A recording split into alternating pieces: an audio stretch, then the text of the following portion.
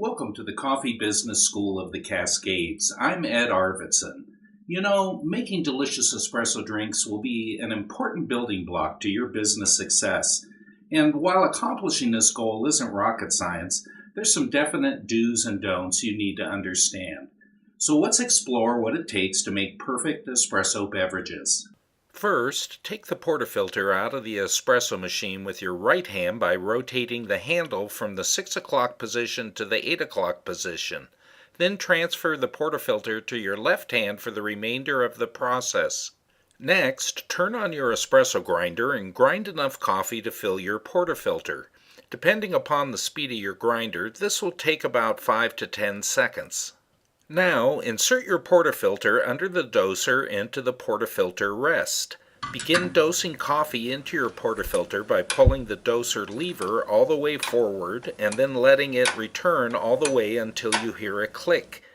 Keep repeating this process until coffee is heaping over the top edges of your portafilter basket. Now move the portafilter up to the edge of the doser and with one sweep of the side of your finger or hand brush the excess coffee back into the dosing chamber. Upon completion, the portafilter basket should be full and the coffee should be level with the edges. Next, place your portafilter on the packing mat on your countertop. Pick up your hand tamper and hold it in the same way you would hold a flashlight. This will keep your hand and arm aligned in a straight line. Now place the tamper into the portafilter.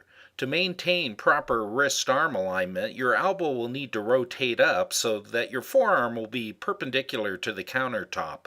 Gently push down on the tamper and make sure it's level with the portafilter. Then push down as hard as you comfortably can while twisting the tamper in one direction for a couple revolutions.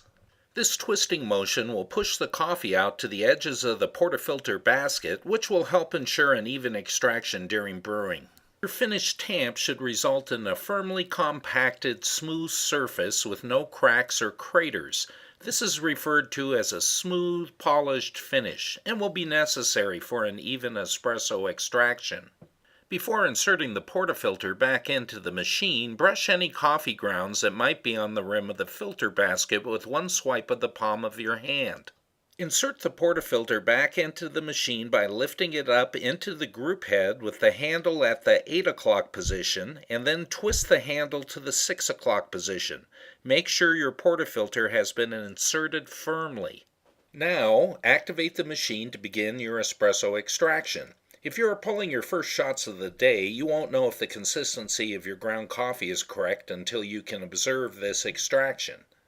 The espresso should look syrupy as it pours from your portafilter spouts. It should be a deep rust color, and the streams of espresso should never get much larger in diameter than a strand of cooked spaghetti. The resulting shot should be topped with 1/4 to 1/2 inch of a deep rust-colored microfoam, which is called crema. Typically, the goal is to produce a 1-ounce shot within 25 to 28 seconds from when you start your extraction. You'll need to do some taste tests to determine what the optimal extraction time for your espresso blend might be. Or talk to your roaster. They probably have an optimal extraction time in mind that will accentuate the characteristics of their coffee.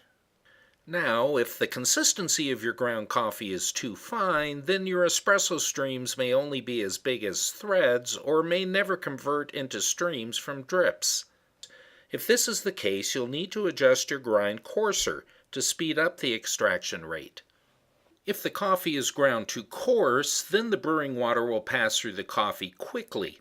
The streams of espresso pouring from the portafilter may be as big in diameter as drinking straws. They'll appear frothy and be light in color. The resulting shot will be topped with a thin, fleeting layer of blonde or white crema or merely a halo of crema, and it will be watery and taste extremely sour. If your extractions are too fast, you'll need to adjust the consistency of your grind finer. You may need to pull several shots, adjusting the grind every time to achieve the perfect rate.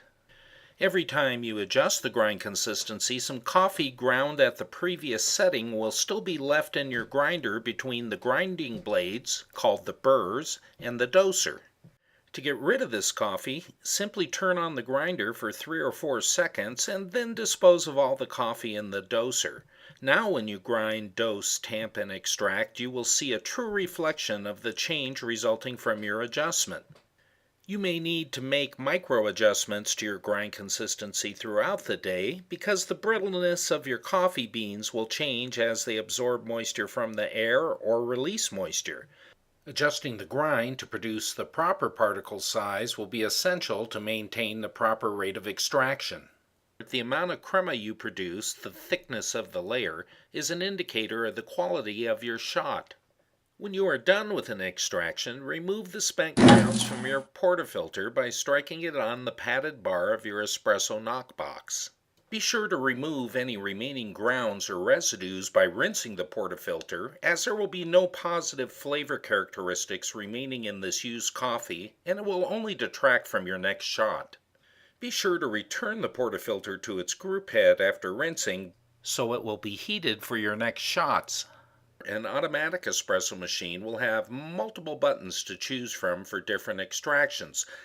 Because you should use a shot of espresso for every 6 ounces of cup volume, I use the buttons as follows. For a 12-ounce drink, a double short shot or 2 ounces. For a 16-ounce drink, a double long shot or 2.5 ounces. And for a 20-ounce drink, 3 short shots or 3 ounces.